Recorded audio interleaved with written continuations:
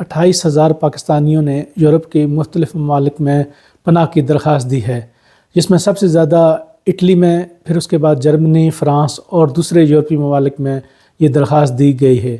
تو آپ اندازہ لگائیں کہ پاکستان کے حالات مسلسل خراب ہونے کی وجہ سے پاکستان کے نوجوان جو ہیں وہ مجبور ہیں کہ وہ بیرون ممالک میں پناہ کی درخواست دینے پہ مجبور ہیں۔ تو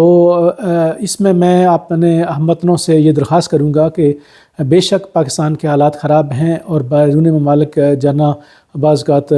مجبوری بھی ہے، لیکن کبھی بھی آپ کوئی بھی خطرناک راستہ، جیسے ابھی آپ نے پچھلے دنوں دیکھا کہ کتنے کشتیوں کے حادثے ہوئے ہیں۔ دیکھیں زندگی ہے تو انسان کبھی بھی کچھ کر سکتا ہے، اپنے ملک میں بھی جیسے بھی حالات ہوں دنیا میں، تو انسان کی زندگی نہیں رکتی۔ بے شک ہم کوشش کرتے ہیں، کچھ ہمارے حالات، کچھ مجبوریاں، کچھ سیاسی، کچھ مذہبی وجوہات کی بنا پر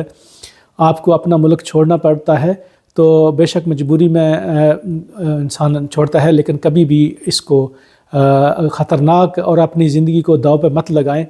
اور کوشش کریں کہ جو بھی راستہ آسان ہو اور سیدھا ہو وہ ممکنات میں رکھیں،